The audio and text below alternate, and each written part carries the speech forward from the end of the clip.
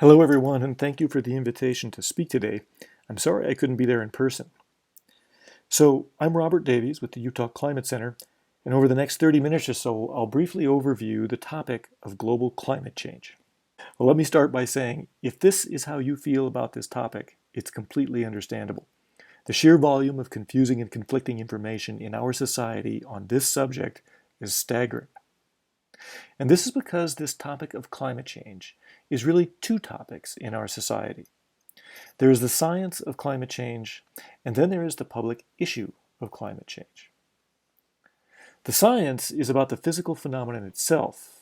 It's about our understanding based on observation and measurement. In short, it's about what we know.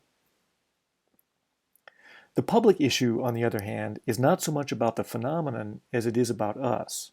It's about what the phenomenon means to us as filtered through the whole of our culture.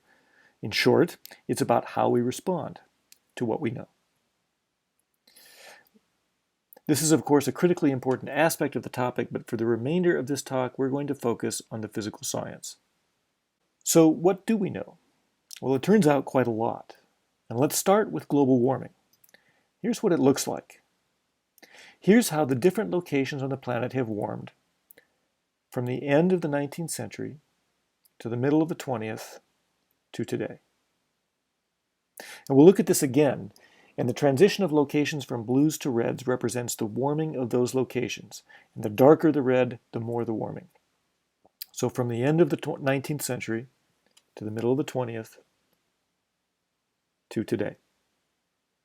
And to be clear, this is not temperature, but temperature change. We see two things from this animation.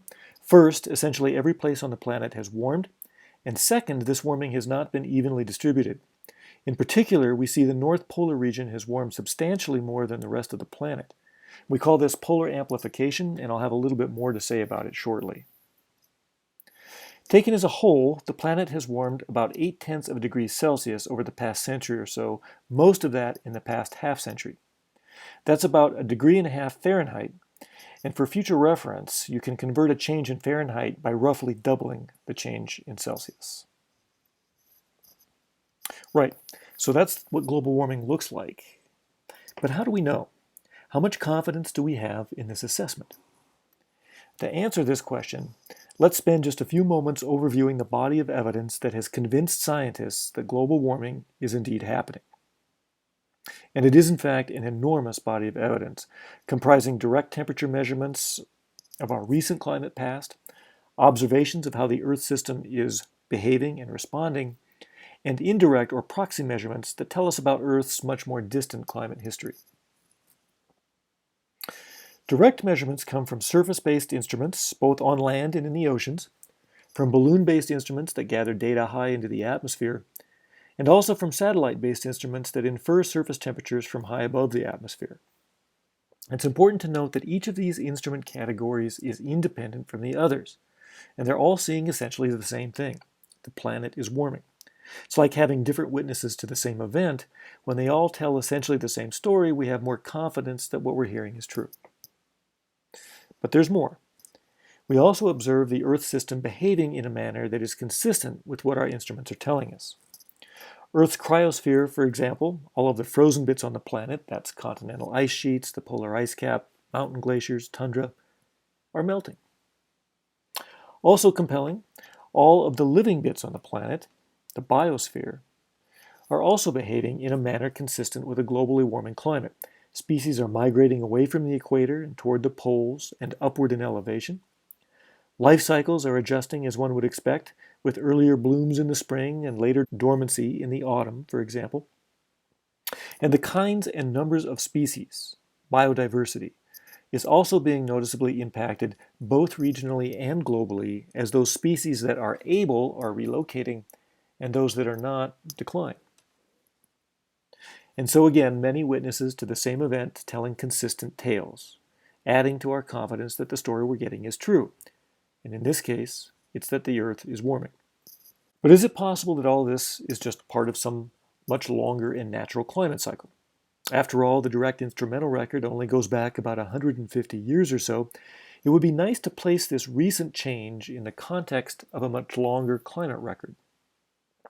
We can do this with the use of proxy measurements, which allow us to infer past climates stretching back thousands, even millions of years. Here are a few categories of such measurements you may have heard of using ice cores, tree rings, ocean sediments, and corals. And what we found from these reconstructions is that the changes we're seeing today are unique in Earth's climate history. Now, it's a long and exquisitely interesting scientific story, but the conclusion is this. While Earth's climate certainly does change naturally, the change we're seeing today is different. It's happening much bigger and faster than past global cycles, and without the natural triggers of those cycles. Finally, it's worth noting that each of these categories of evidence is not simply a single data set, but comprises many, many independent data sets. Taken in total, this body of observations comprises what science refers to as an overwhelming preponderance of evidence. Earth is warming. So Earth is warming globally, and apparently not as a part of a natural cycle. The question then is, why are we warming? We can begin to answer that question with a fundamental physics principle, which is energy balance. If the energy entering the Earth system is balanced by the same amount of energy leaving, then the global temperature should remain stable. But the fact that we're warming tells us that we're not stable, that we're out of balance. Energy enters the Earth system exclusively from the sun. And as it happens, we've been monitoring the sun's energy output for the past 40 years. With the exception of a slight few hundredths of a percent ripple due to the natural solar cycle related to the appearance and disappearance of sunspots, what we found is the sun's energy output has remained extremely stable over this period. Well, since the energy entering the system isn't changing, then it must be the energy leaving that's changed. And in fact, that is the case. Energy leaves the Earth via two paths, as reflected sunlight and as light emitted by the Earth itself, Earth glow. It turns out both are important to the story, but the Earth glow, as physicists would say, is by far the dominant term in the equation. So at this point you might be saying to yourself, wait a minute, why does the Earth glow? And the answer is all objects glow, but the wavelength or color that's emitted is determined by the object's temperature. A good example is the coil on an electric stove. When you turn up the heat, you see the coil begin to glow orange. But before you even turned up the heat, it was already glowing. It's just that it was glowing in a color that our eyes can't see, which is infrared. The same is true for the Earth. Okay, fine, so the Earth glows. What is it that's changed about this glow so as to change the planetary energy balance? As it turns out, there are gases in our atmosphere, called greenhouse gases, that act as little snares capturing infrared light and converting that light energy into thermal energy. One of the most important greenhouse gases is carbon dioxide, and through our burning of fossil fuels at an ever-accelerating rate, humans have dramatically increased the amount of this gas in the atmosphere. The result is that less Earth glow is able to escape the system, and so energy once free to leave the Earth system is instead trapped, raising its temperature. Here's what the rise in carbon dioxide looks like over the past 50 years or so in parts per million, rising more than 25% since the middle of the 20th century, and nearly 45% since the beginning of the Industrial Revolution just 200 years ago, so this is no small effect. The current atmospheric CO2 concentration is 404 parts per million, rising at about 2 parts per million each year. So just as we summarize the lines of evidence for warming, we can do the same for the attribution of this warming to humans. To begin, we can directly measure elevated CO2 in the atmosphere.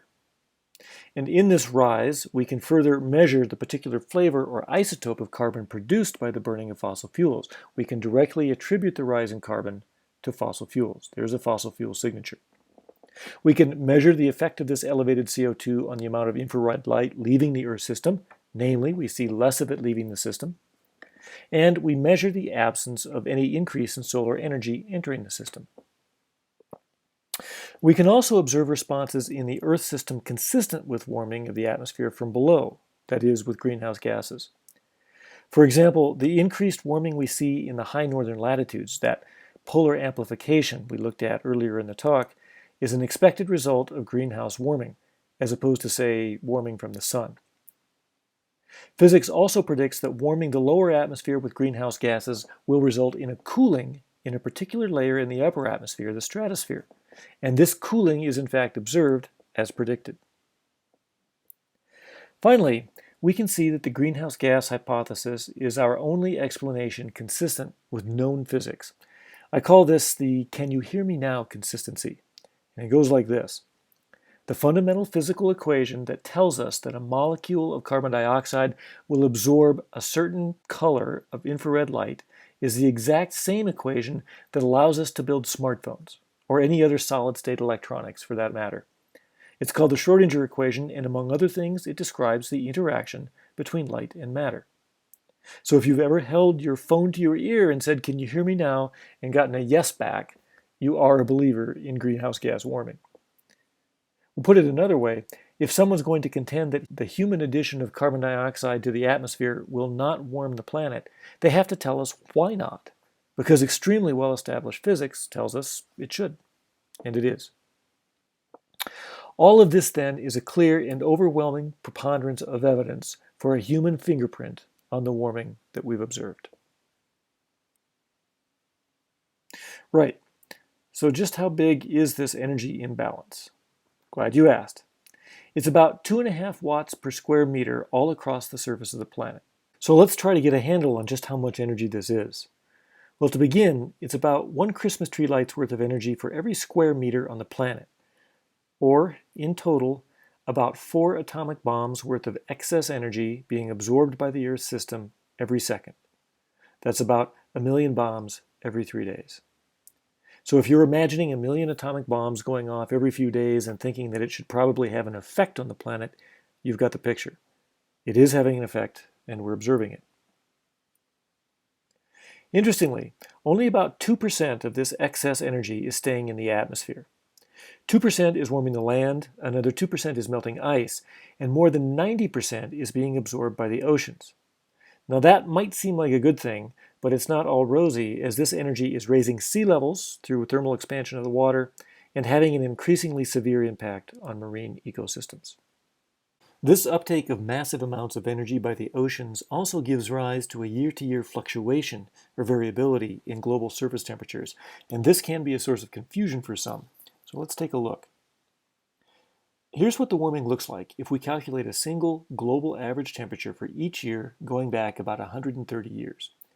What we see is a clear upward trend, but with a noisy year-to-year variability superimposed. That is, even with a strong upward trend, not every year is warmer than the last. This variability arises from the redistribution of energy within the Earth's system, mostly between the oceans and the atmosphere. Some years the oceans give up energy to the atmosphere and the surface temperature is warmer. Some years it doesn't, and the year is cooler. The period of unequivocal modern warming begins in about the 1960s, when the human tug on the climate system began to overwhelm all other tugs. This trend is made clearer by taking longer running averages of, say, 5 years, a decade, or even several decades, smoothing out the short-term fluctuations. Here, every point on the black line is the average of the preceding 30 years, and we can see clearly that every successive 30-year period is warmer than the previous. Decade over decade, the warming of the past 40 years has been very strong and very steady. Still, there has been some confusion on this year-to-year variability. So here's that same graph plotted a bit differently, but with bars instead of a line. We can see clearly how the confusion arises. If I were to ask about the warming from, say, 1998 to 2013, I might look at it and say, hey, look at that, the temperatures have been flat for 15 years. But of course, this is not a robust analysis, because if I change one of my endpoints by just a single year, I get a very different result. Clearly, this isn't a helpful way to look for longer-term trends. Instead, again, we need to look at longer-term averages, and if we do, the very strong warming trend is revealed. Right, so bringing it down to a more local level, here's what global warming looks like in Utah. In Logan, where I live, there is a solid warming trend over the last 40 years depicted by the red line. It may not look impressive with the horizontal axis stretched out, but if I compress it, the upward slope is unmistakable. And here's what it looks like at various locations around the state. We see that everywhere in Utah is warming, and decade over decade for the past 40 years, the state as a whole has been warming about twice the global average. In Logan, it's a bit less, but in the southeastern part of the state, some locations are warming at more than 3 times the global average. Now, so far we've been focused on averages, but climate and climate change involves more than averages. To make this point, let's look specifically at Tooele. In particular, I want to show you the distribution of summertime temperatures and how it's been evolving in recent decades. So what you're seeing here is the number of summertime days in a given temperature during the 1960s. You can see, for example, that the most common temperature in summer in the 1960s in Tooele was 91 degrees. That's that big spike in the middle. There weren't that many days that had higher temperatures, with lots of days in the 80s, and we see that the high temperature tail of this distribution doesn't go beyond 100 degrees. Now let's see what the distribution looked like in the 2000s. And clearly the entire distribution has shifted to higher temperatures, not unexpected given that the entire planetary climate is warming. The blue regions show us where there were more cooler days in the 1960s. The dark red region shows where there were more hotter days in the 2000s. And certainly the average temperature, just by eyeballing these two distributions, has increased. But what I'd like to focus on right now is not the averages, but the extremes. We'll do that by looking at the high temperature tail. So here we're looking at the number of summertime days in Tooele above 90 degrees every decade going back to 1900. We can see a clear trend toward more days above 90 degrees, particularly unbroken starting in the 1970s. And as we go further into the high temperature tail, the trend intensifies. Here we're looking at 95 degrees, and here we're looking at days above 100 degrees. So to be clear, this graphic is telling us that in the entire 20th century, there were 66 days above 100 degrees in Tooele. And in the first decade of the 20th century, there were 94 such days.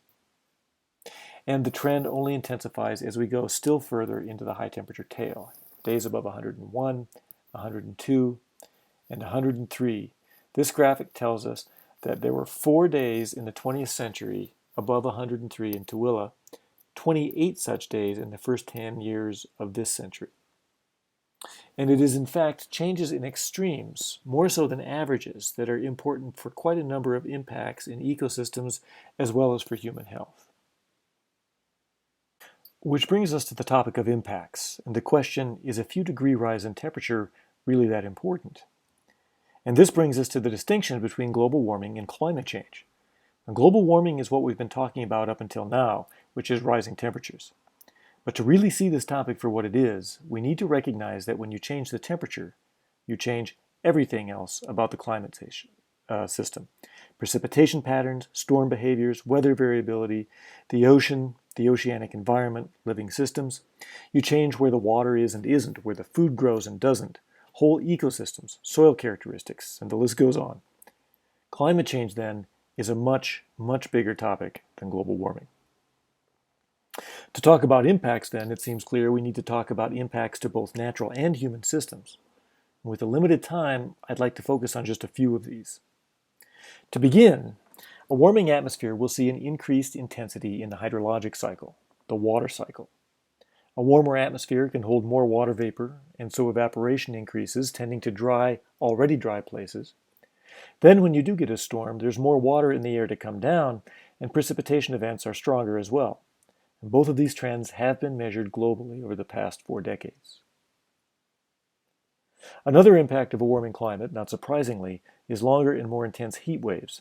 This too has been observed over the past several decades. In fact, in 2012, the Australian Meteorological Agency had to add an entirely new color to their temperature charts, the bright purple here, for 54 degrees Celsius, about 130 Fahrenheit. There, of course, are many, many more impacts to natural systems. In fact, just about every aspect of our land surface, oceanic, and atmospheric environments. And of course, these impacts directly affect our human systems. I say of course because our human systems don't simply depend on natural systems, they are fully immersed in them. This is Lower Manhattan after Superstorm Sandy, just to drive that point home. This then raises the question, what lies ahead? And this is an enormous topic, and again due to time restrictions I'll limit the discussion, for now just to temperature and precipitation. That said, here's the global temperature record we saw earlier, and I'm just going to squish it a bit to overlay a temperature projection. The black line here is the observational record smoothed going back to 1960. The zero line is around 1990, but this is arbitrary because what we're interested in is temperature change as we move forward through the 21st century. This then is the projected range of temperature rise over the next 85 years or so based on physical modeling of different scenarios. You can see it's a large spread ranging from an additional 1 degree Celsius of global average temperature rise this century to 4.5 degrees.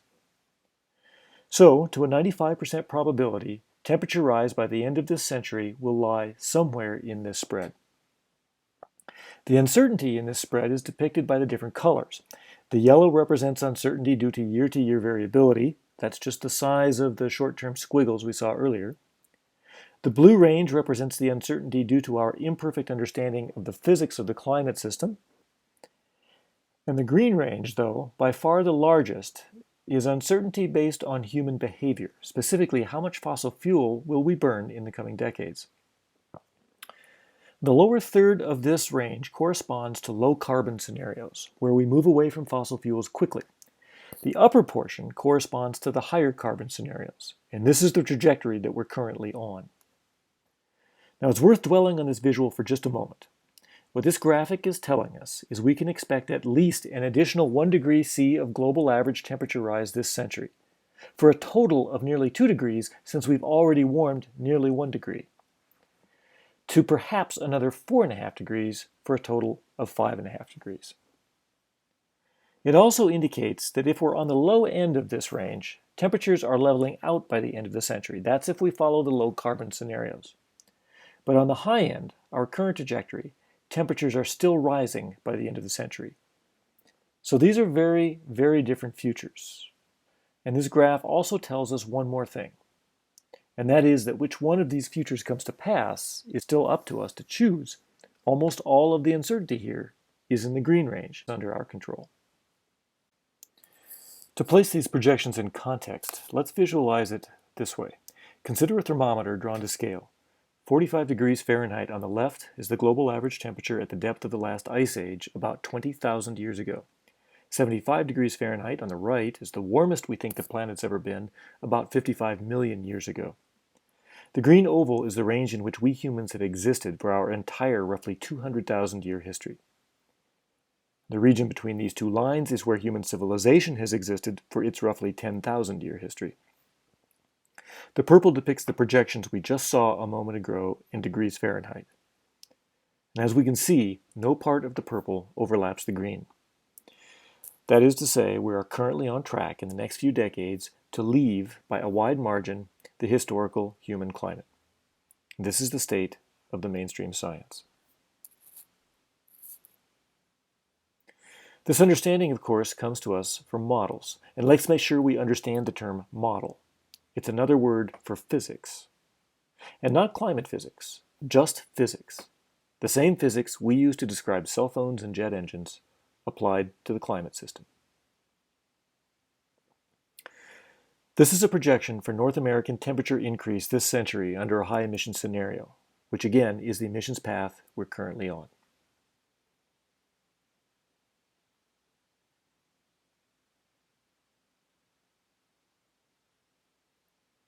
By the end of the century, we see temperature increases over most of the United States of 10 to 15 degrees Fahrenheit, as high as 25 degrees Fahrenheit near the pole.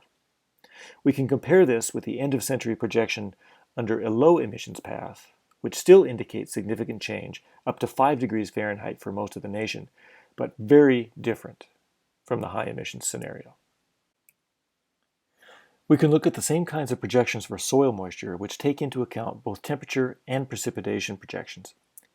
This is a moderate emissions scenario where browns indicate drier soil and blues indicate moister soil. So starting today, to the middle of the century, to the end of the century, we see most of the continental United States dries in the first half of the century and then doesn't change much more in the second half.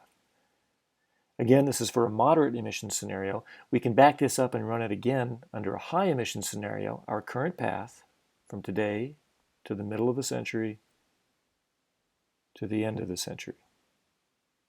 In this case, the drying over most of North America is much more intense, and most of it comes during the second half of the century. And again, while both scenarios show significant change, the high emission scenario is much, much more severe. Snowpack is another aspect of precipitation very important to us here in Utah. Here I'd like to show you observations of springtime snowpack for the past 50 years or so. This is actual data. We'll start in 1950. Keep your eyes on the Rockies here. And note that when the colors are white or light blue, this indicates very low snowpack. We see immediately significant year-to-year variability. There's an oscillation. Some years are snowier than others. And an increase in that variability beginning in about 1980, when the year-to-year oscillations intensify. Now I'd like to show you that again, but with projections for springtime snowpack under a high emissions scenario tacked on to the end, taking us to 2100. We'll start again with the observations.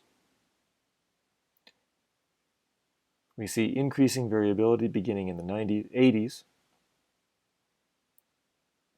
And now we're into projections.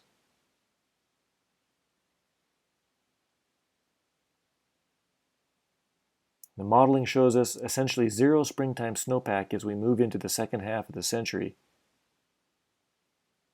4 to 5 decades from now.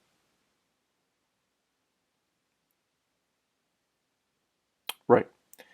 So this has been quite a fire hose. You've been bombarded with numbers about energy balance, temperature change, soil moisture. It's hard to know exactly what to do with all of this. So to help us begin to assess what all of this means, I'd like to give you a sense of what the climate science community is thinking and saying, both in the scientific literature and in their public statements. I've chosen 3 eminent climate scientists whose perspectives, I think, are representative of the community. There are dozens more I could have shown. Lonnie Thompson, a distinguished glaciologist at Ohio State.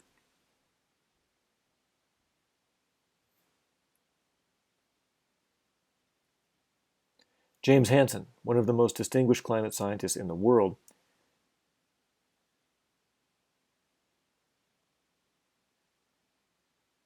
Here he's referencing a 2 C rise because this has been somewhat unofficially adopted by many as the line we should be striving not to cross, beyond which the risks for catastrophic impact rise dramatically. And remember, we've already had roughly 1 degree of rise. And this is Kevin Anderson, a distinguished emissions modeler from the UK.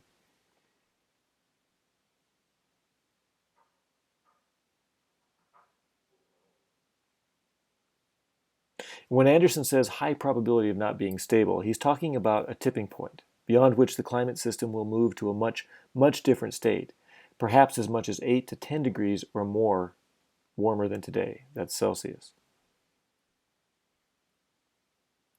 Summarizing then, the state of affairs, according to our best understanding, is this. Dangerous climate disruption is underway, and catastrophic climate disruption is probable, where the term catastrophic is used here to indicate levels of disruption that are beyond adaptation. This then brings up the notion of mitigating change. And the science does have something to say about what constitutes meaningful risk management at this point. As I mentioned, a total warming of the global average temperature of 2 degrees Celsius above pre-industrial values has been informally adopted as the rough demarcation for dangerous climate interference. I should say that this value is under strong scrutiny, with many believing it should be lower. But taking it as the target, modelers have been able to calculate a carbon budget for humanity. That is, the amount of carbon dioxide we can inject into the atmosphere and maintain a 50-50 chance of limiting the warming to 2 degrees Celsius. Here's the number, an additional 870 gigatons of carbon dioxide. Under our current emissions patterns, here's how long it will take us to burn through this budget. About 2 decades. And this is our budget relative to our known recoverable reserves of coal, oil, and natural gas. In other words, the physics tells us that if we want to maintain a 50-50 chance of staying below 2 degrees of warming, we can burn no more than a quarter of the fossil fuels we have already found and know how to recover. And so policy discussions aside, The science tells us we have about 2 decades to move significantly away from fossil fuels if we want to meaningfully mitigate the risks of dangerous to catastrophic climate disruption.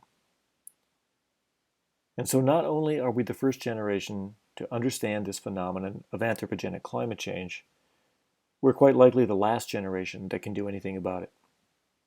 Thanks for your attention.